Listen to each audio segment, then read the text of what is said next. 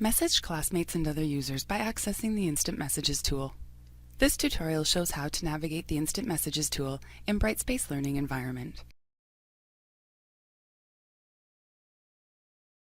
A red dot on the Messages alert icon in the minibar indicates unread mail and messages.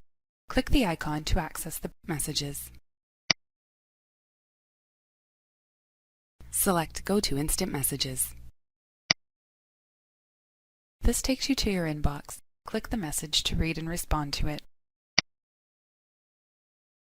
Enter your message.